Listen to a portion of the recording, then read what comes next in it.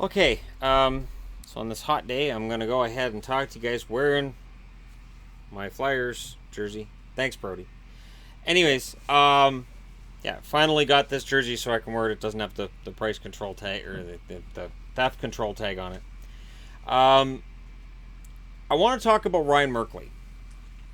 I want to talk about Ryan Merkley because I've read up a lot on this kid. And depending on which draft rankings I look at, either he's not getting drafted in the first round, he might go in the top 15. The kid is a 5'11" defenseman who doesn't play defense. And the report is he has resisted learning defense. So the reason that he's dropping is because you have a defenseman that's not physical and doesn't play defense. I can tell you, as a fan of Torrey Krug, these can actually be overcome.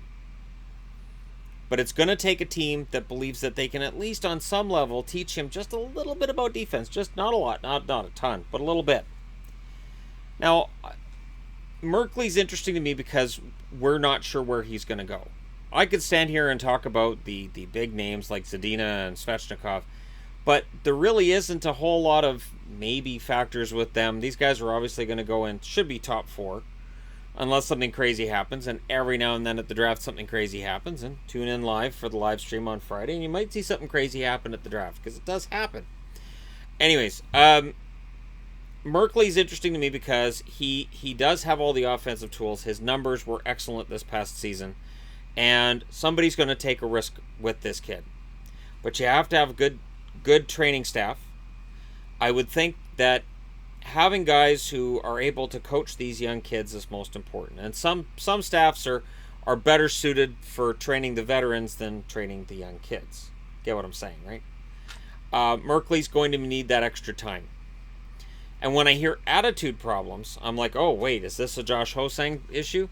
Not really. I mean, if a guy's not very coachable, that kind of looks like a Ho-Sang thing. Ho-Sang's been known for a while as a guy who moves to the beat of his own drum and doesn't really listen to a whole lot of criticism about his game. And so far, the Islanders haven't given him a full-time job, and that's part of the reason why. So Merkley, there is risk, but when you're looking at a defenseman with this much offensive talent, and he has a ton. Let me go ahead and take a look at his numbers from this year, because they're impressive. For Guelph this year, in 63 games, he had 13 goals, 54 assists, 67 points. His puck moving is supposed to be absolutely amazing. In the playoffs, he had 6 games, 1 goal, 5 assists for 6 points. So again, when you look at his numbers, he had a minus 41 last year, a minus 29 this year, and a minus 6 in the playoffs. So the defense is clearly an issue.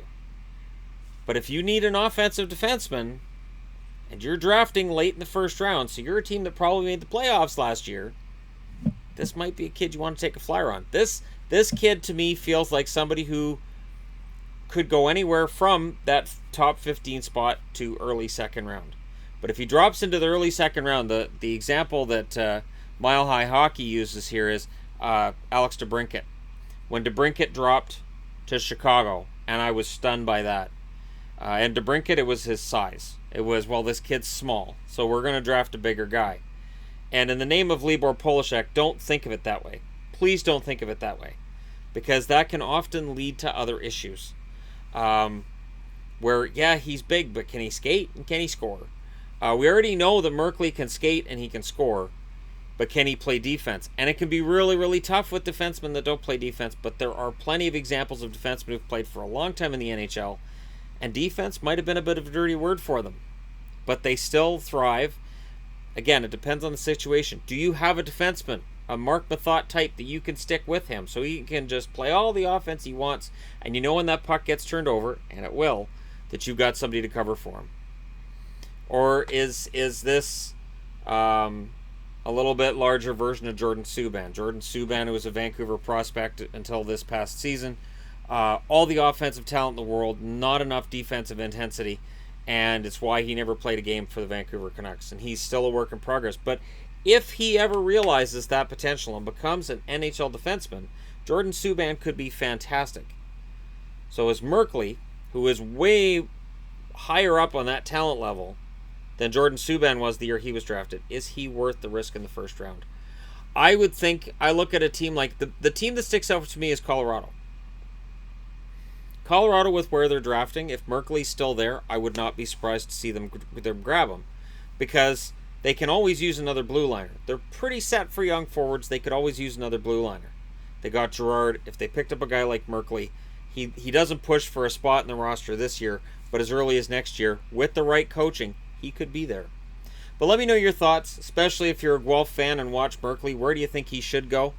If you've been doing a lot of draft research, let me know where you've got him going in your mock draft. Again, for me, I think he's worth the risk. If I'm picking anywhere from 16 on, or even 17 on, if I made the playoffs last year and I'm in a position where, yeah, I can probably take that risk, the reward could be huge. So let me know your thoughts, because the Hockey News had him rated at, I think, 32nd in their draft. And they said it's just not worth the risk because of the defense not being there. So there will be GMs that think that. But I'd be interested to know your thoughts. Hit like and subscribe if you're browsing your way through you just happened upon this video. I'll talk to you again soon.